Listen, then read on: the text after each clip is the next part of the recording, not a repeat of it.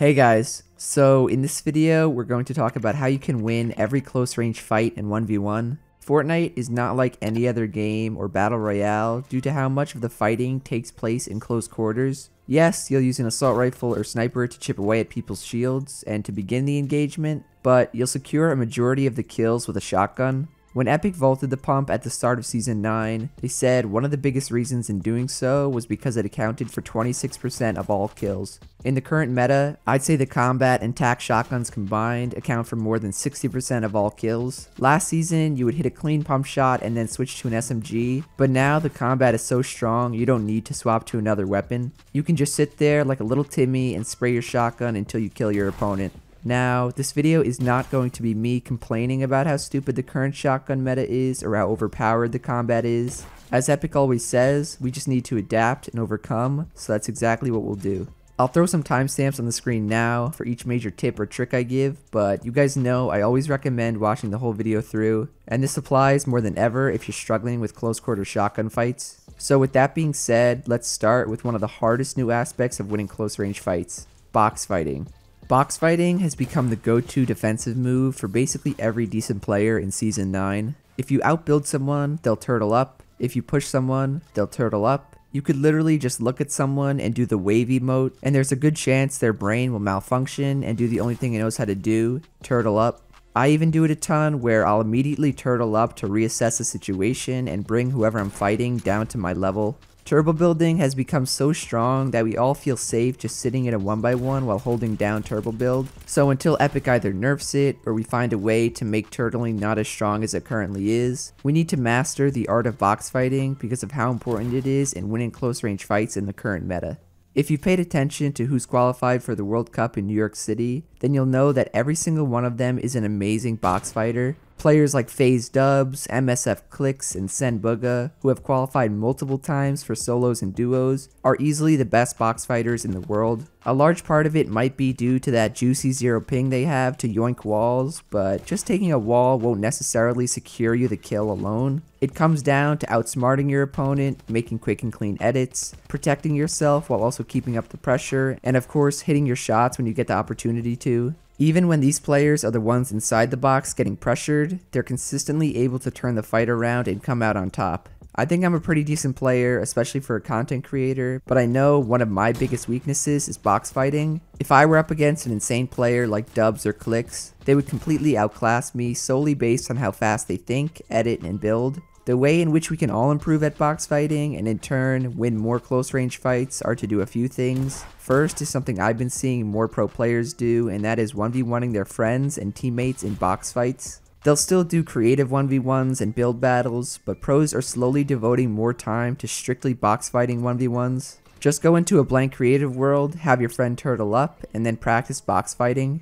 Remember, the goal is not to just build battle and go for high ground retakes. You want to be practicing and building muscle memory for everything you do while box fighting. Because box fighting is a pretty new aspect of the game, it can feel awkward at times to try and place and edit in such close quarters. It'll really feel weird if you just switch to new keybinds or you're not that comfortable with the keybinds that you're on. Sometimes when I replace walls, I'll hold down W subconsciously and misposition myself, or I'll get caught up in my builds and miss an edit. Just like anything in Fortnite though, you need to go through the motions to build muscle memory. Remember back in Season 2 and 3, nobody could build at all. 90s weren't a thing, people had trouble doing protected ramp rushes. All we knew how to do was to slowly build a ramp and wall. None of us had the muscle memory that would allow us to do any of the advanced building techniques that we know now. The same thing applies for box fighting, and you can see the best box fighters in the world are the best mechanical players as well. I'd recommend most of you guys to strictly practice box fights, especially those of you who are creative warriors that can't do well in actual matches. Along with practicing box fights, you should also be applying and using all the tips and tricks that you've seen.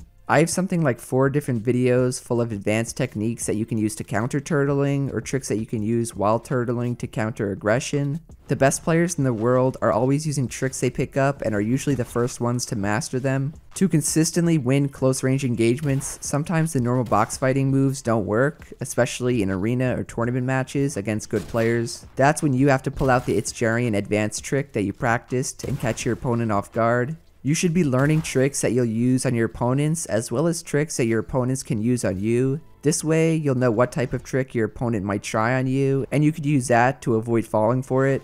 Box fighting is a lot of mind games and outsmarting your opponent, so you need to be thinking about what your opponent is thinking, and then be aware of any possible move they can make next. The last way to truly master box fighting is to make sure your edits, builds, and aim are consistent and fast. You'll never catch anybody off guard by taking their wall and then just slowly editing. Part of taking people by surprise is how fast you can edit and then get a shot off. You want to leave them with literally no time to react. You'll notice I mess up my edits a decent amount because I misedit and I hit a wrong piece or two, but as long as you're practicing to make them more consistent, you'll have a much easier time winning box fights. I've said it like 20 times already, but I want to say it one last time before we move on. There's a reason the best players in the world right now are also the best box fighters in the world, so stop practicing phase sway high ground retakes that you'll never use in an actual game, and go and practice box fighting.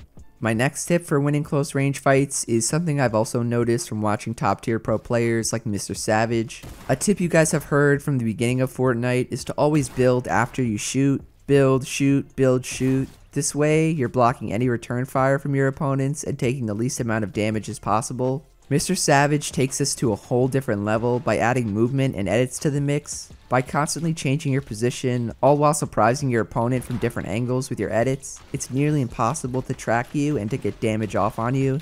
You don't really see too many bots just standing still and not building anymore. We all need to realize we're in Season 9 now and everyone is decent. So just as old building methods and retakes are slow and not as useful anymore, so are the ways we fight other players up close. One good example is the Tfue Classic. It's a staple of Fortnite and of close quarter combat. You jump up, shoot your shotgun, then build a floor. It'll probably work well in public matches, but against good players, they'll read you like a book. You'll never see Mr. Savage do this because he understands how exposed you are while going for the shot.